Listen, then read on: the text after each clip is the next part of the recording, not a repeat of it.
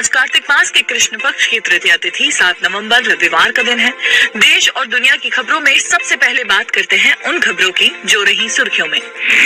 जियो phone next की बिक्री शुरू हो चुकी है। कंपनी का दावा है कि ये फोन पूरी तरह भारत में बना है। हालांकि स्मार्टफोन की बैटरी पर मेड इन चाइना का जिक्र है, यानी फोन की बैटरी भारत में नहीं बल्कि चीन में तैयार की गई है। इस बैटरी को ब्यूरो ऑफ इंडियन स्टैंडर्ड से मान्यता मिल चुकी है। बैटरी की कैपेसिटी 3500 mAh बताई जा रही है, जबकि ये 3400 mAh की है। Universe boss Chris Gayle world cup में ऑस्ट्रेलिया के खिलाफ जल्दी आउट हो गए।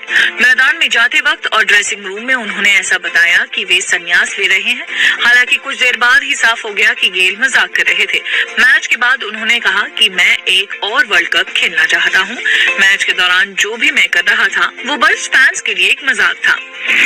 महाराष्ट्र में अहमदनगर के डिस्ट्रिक्ट हॉस्पिटल में भीषण आग लग गई। अस्पताल के आईसीयू में लगी इस आग से 11 लोगों की जान चली गई। इस दौरान अस्पताल में रखे आग बुझाने के उपकरण भी काम नहीं आए। जिस दौरान हॉस्पिटल में आग लगी तब आईसीयू वार्ड में 20 लोग मौजूद थे। कई मरीज ऐसे भी थे जो वेंटिलेटर पर थे। जिस वार्ड में आग लगी वो अस्पताल के बिल्कुल बीच में है। हरियाणा सरकार ने रोजगार अधिनियम 2020 लागू करने के लिए अधिसूचना जारी कर दी है। अब प्रदेश में 15 जनवरी 2022 से निजी क्षेत्र की नौकरियों में भी आरक्षण नियम प्रभावी माने जाएंगे। इससे निजी सेक्टर की कंपनियों के लिए 30,000 रूपए महीना तक की नौकरियों में हरियाणा के युवाओं को 75% आरक्षण देना अनिवार्य हो जाएगा।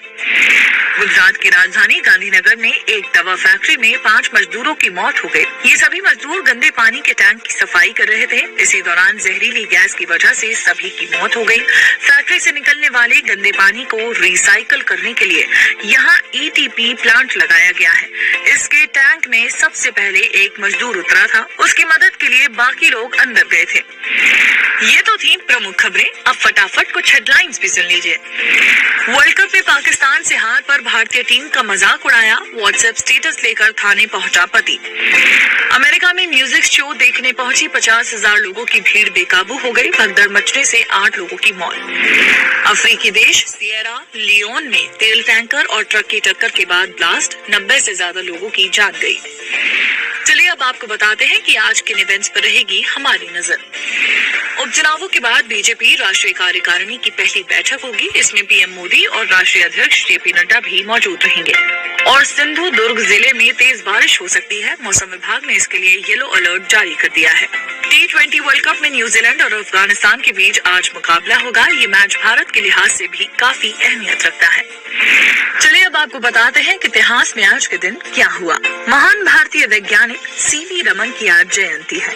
विज्ञान का नोबेल जीतने वाले पहले भारतीय रमन का जन्म 1888 को मद्रास प्रेसिडेंसी में हुआ था। उन्होंने साबित किया था कि जब किसी पारदर्शी वस्तु के बीच से प्रकाश की किरण गुजरती है तो उसकी वेवलेंथ में बदलाव दिखता है। इसे रमन इफेक्ट कहा जाता है। अपने इसी आविष्कार के लिए उन्हें 1930 में विज्ञान का नोबेल पुरस्कार दिया गया था।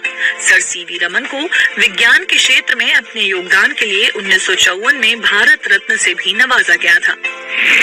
अब वक्त है आपसे अलविदा कहने का, लेकिन जाते जाते आपके लिए आज का विचार। American ultra marathon runner dean Carnegie ने कहा है, अगर दौड़ सकते हो तो दौड़ो, ना हो सके तो चलो, ये भी नहीं कर पाओ तो रेंगते रहो, लेकिन कभी हार मत मानो। आज के पॉडकास्ट में इतना ही। मुझे दीजिए इजाजत। कल फिर मिलेंगे। अपना ख्याल रखें।